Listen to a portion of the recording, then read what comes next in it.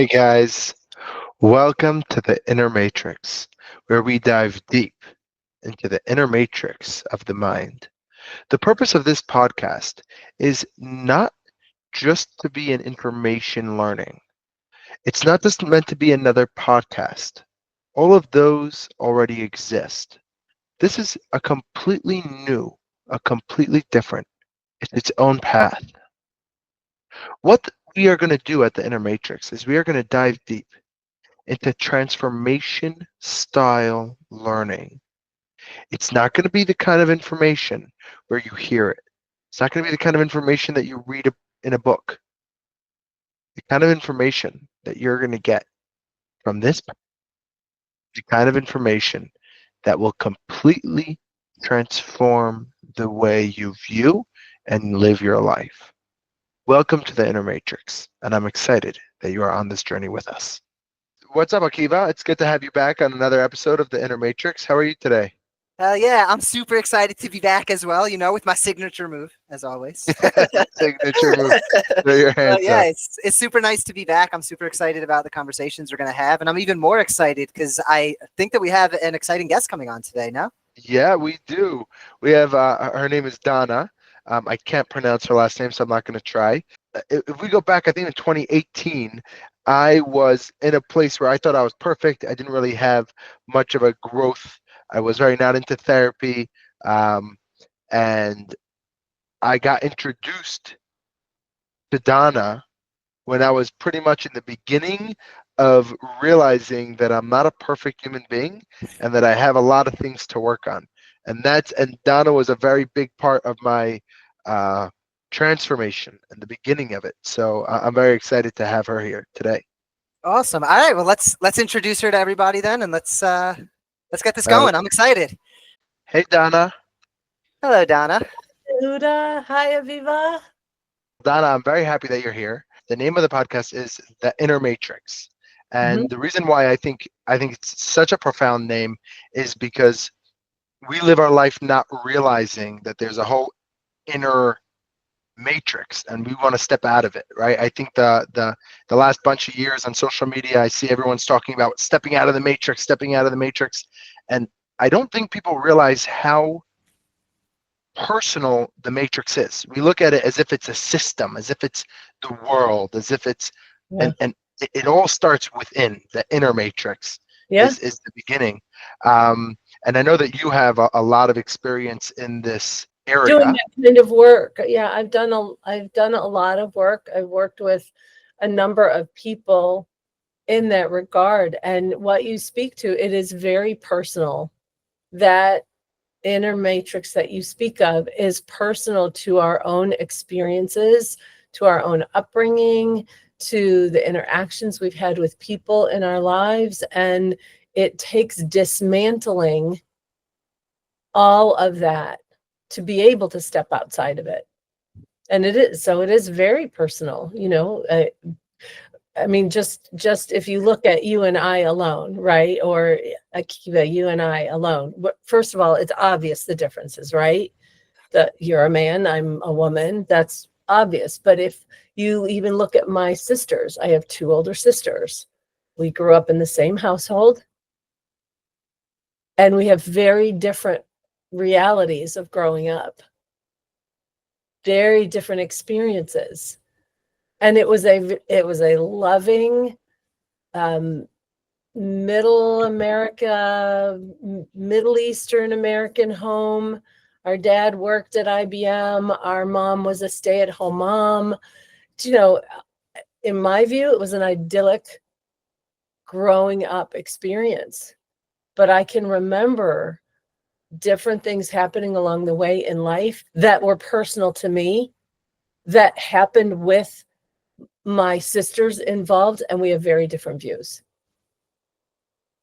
Yeah, Yeah, that's so powerful what you're saying. It's like I met someone a year ago. I went on this retreat, and he at the end there was about 40 or 50 people, and at the end he wanted everybody to share their experience.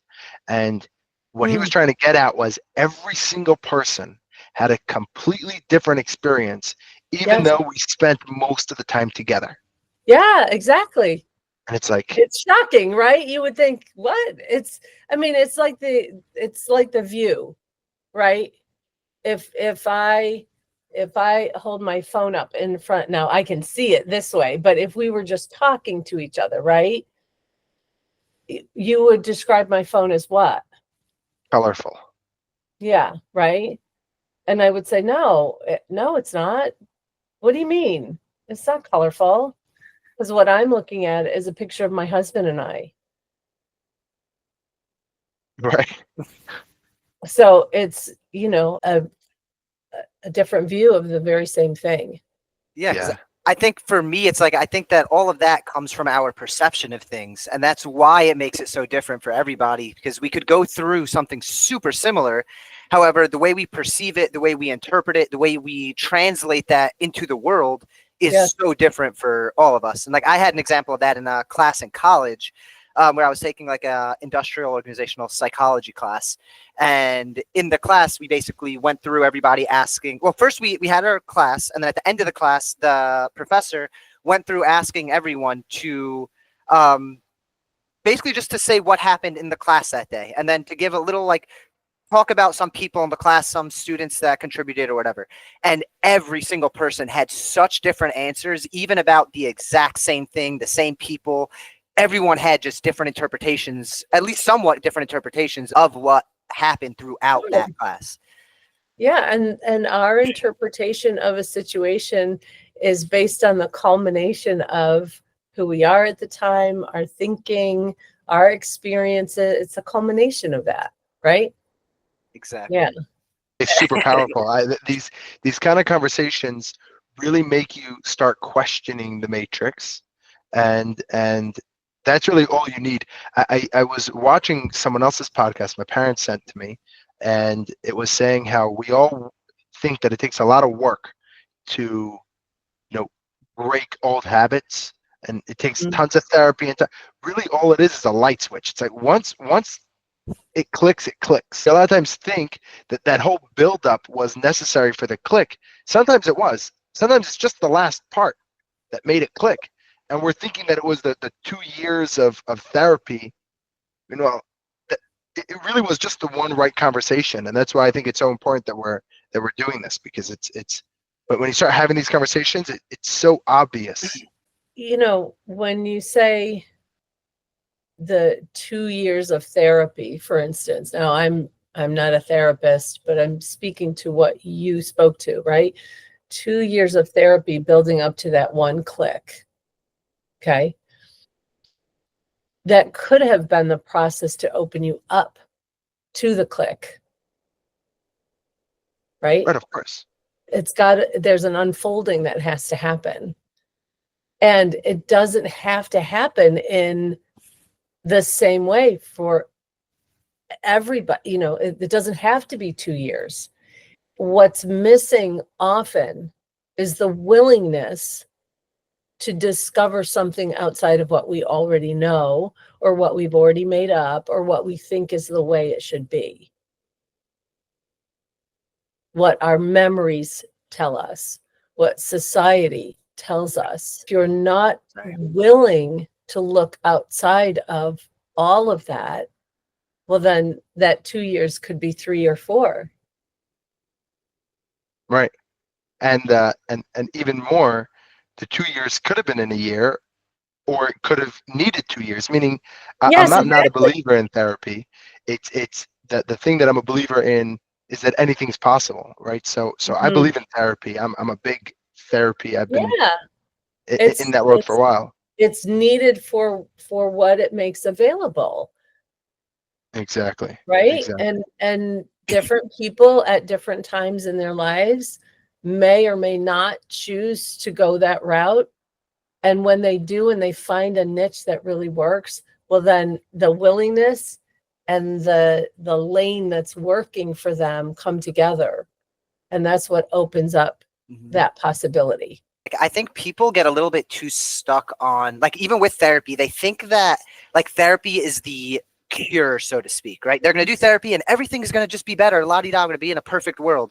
Or we're going to go to these self-growth programs. We're going to read these books and suddenly everything's going to be gone. And Right. I think it's so much more than that. It's so much more complex than that, because it's not just about understanding the concepts. First of all, you have Yeah. to actually fully, not just understand them on a conceptual level. You need to have something that helps you experience those things, in a sense, to help you see them. Yeah. Above that as well, I think that with therapy and with all of these things, they're all just tools. They're tools that will help you have these tools as you move forward in life, and you can implement them however you see fit throughout your life with whatever comes up. Exactly. Yeah. And sometimes we get in our own way. Most of the time. Yep. I think it's definitely, like you said, Yehuda, I think it's most of the time. I think a lot of us, we are the ones that hold ourselves back. We put the blame on other people, make excuses for whatever we want because we don't want to accept it, but really the power is in us. That's right. It always is. Great. Yeah, just adding to what you're saying is, just yesterday I was telling Akiva before you hopped on, Donna, that I've been posting on my status a lot, just little videos, and I have a thought, like a breakthrough thought or something I want to share. I believe as long as it's in our head, it's not real. It only becomes real when you vocalize it and you create it, right? It's all in language. So I've just been sharing a lot, and someone came over to me, someone that I respect. Called me up and said, "Are you okay?" Because people are asking me if you're okay. People are nervous that you're mentally like snapping a little bit, and I could have turned it in to something negative or Yeah. something positive, right? Something Yeah. I tell everyone. I'm posting on my status, and I'm trying to prove to myself that I don't care. It's not about looking good or looking bad. That's why if I have something to share, it might affect someone positively. I'm going to share it. And Yeah. it was such an opportunity, and it was all up to me. And I could go and say, he's the one that said it in a not nice way. He's the one that said it when he didn't. All he said was what he said. And Yep. I get to decide which way it goes. Absolutely. It's our own interpretation. Life is not always black and white. It's our interpretation of that.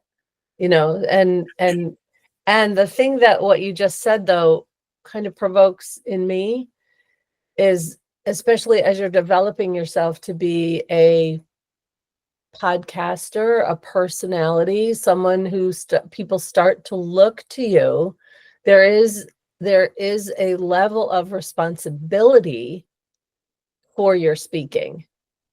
Say I'm having a conversation with my husband and he says something to me that I might call a trigger, right? We all get triggered by things that people say.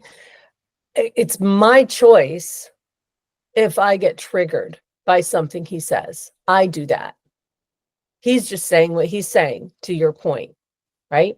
But when then you put something in writing, or you do a message like this, there's something to be responsible for in what you are putting out there.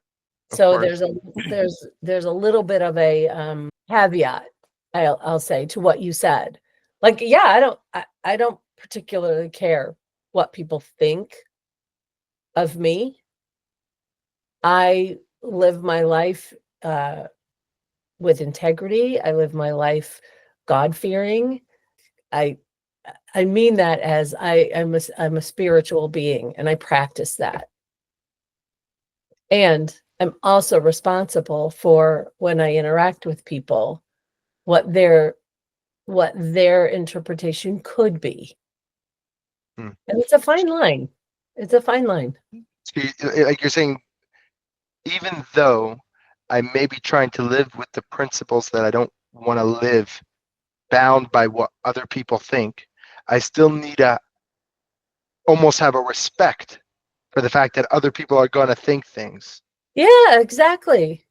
Right. That makes a lot of sense. So I'm curious, how can I tune in to see if I am being responsible or if I'm being because it's a very fine line, because I'm like, look, I really want to live my life not really caring. I'm obviously not going to put out a negative message, but I'm just gonna just be and just be in action and just do. Yeah. While at the same time I need to be able to get into other people's shoes. So, That's so right. how do I balance the both? Well, Practice, obviously. it's practice, and it's what I call being over here with somebody else, being in their listening and speaking of the situation. I'm not just going to spew something at you or share with you, or this is how I live my life. Okay. I do my best to be responsible for the other human being that I'm in a conversation with, So, which is so very different than if you're speaking like I'm just going to broadcast something and those who want to participate. Do you know what I'm saying? There are many podcasts out there. There are many TV shows out there. There are many news broadcast shows that I don't look at because I don't want to have whatever's being said in my world. That's me being responsible for what comes at me. So in that broad-based way, you can share and create whatever content you want. And when I'm in a one-on-one or a small group conversation, I'm responsible for how people could hear what I'm saying. it's almost like what I'm hearing is letting go of an agenda. Yes, because if I'm speaking from an agenda, it's not going to matter what's going on over there with you. Right. Meaning if I'm sharing with somebody a concept and the person disagrees or takes a step back, I should be tuning in rather than pushing that concept. Right. Yeah, well, at least tuning into what's happening over there. Right. Right. That's what I mean. Meaning if I'm aware and I'm able to tune in and be present to that other person's world, Yeah. then that's now if I'm posting something on my status, it's not like that, right? It No, only that's becomes like that when someone responds to me, and when he yes. responds, that's when it's just getting in the other person's world. Yeah, absolutely. And you do have a say that reminds me of something. So over the summer or maybe in the fall, it was probably in the fall, and I'm pretty certain, well, no, I'm definitely certain it was around the election time. And I put a post on my Facebook page that was not political at all. I don't put anything political on my Facebook page. What I do with my page is joyful, right? It's bringing light and wonder to people's lives. That's what I'm about. But this person commented and turned it political, and I deleted his comment. Didn't respond.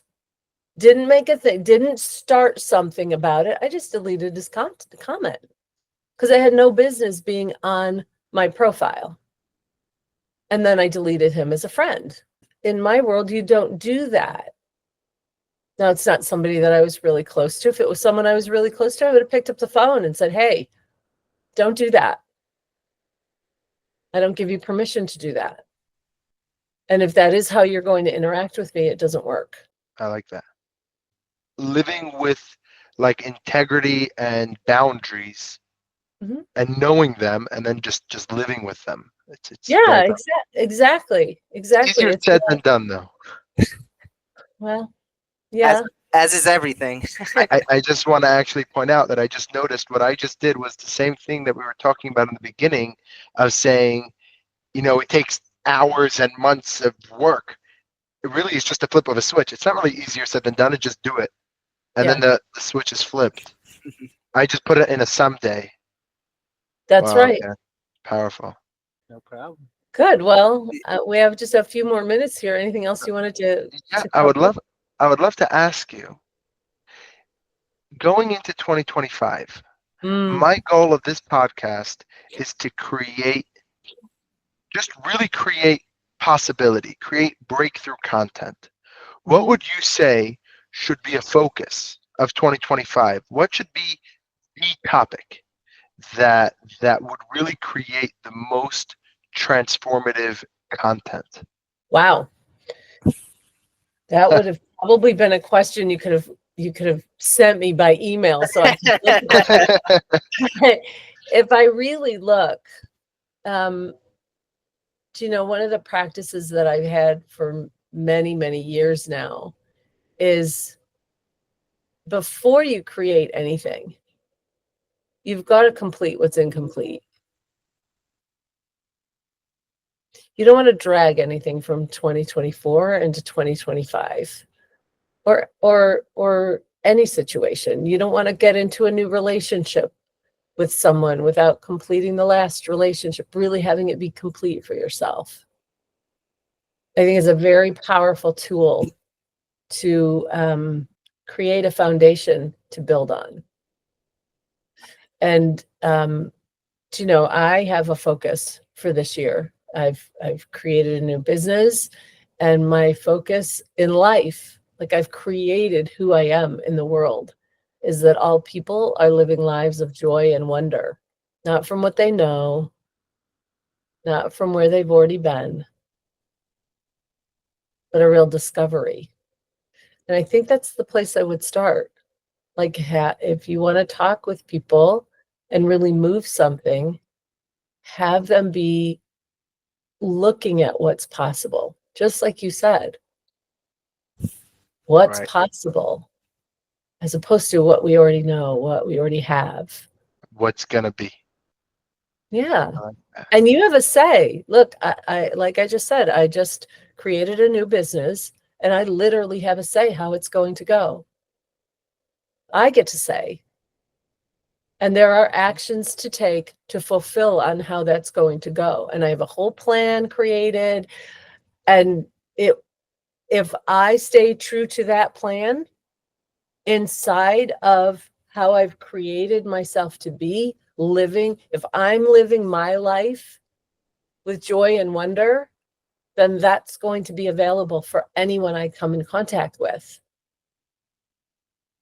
That makes a lot of sense. I really, really like the first point that you brought up about not getting stuck in stuff from 2024 and bringing that into 2025, because I think that goes into this like a concept that I've been very focused on over the past couple of years. Is just trying to take things one thing at a time, essentially one step at a time, and not thinking a million steps ahead, but not getting sidetracked by a million things either.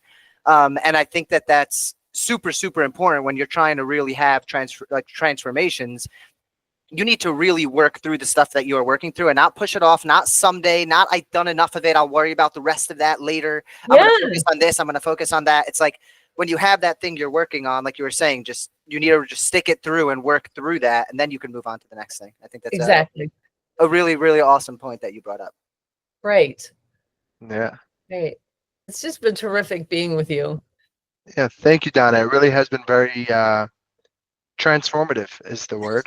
And I really appreciate you, and I appreciate what you're standing for. And yeah, thank you for joining the Inner Matrix. You're very welcome. I look forward to being with you guys again sometime, okay? Amazing. Thank you very much. You're welcome. It's great meeting you too, Akiva. All right, guys. Take care. Thank you, guys. Take care. Bye.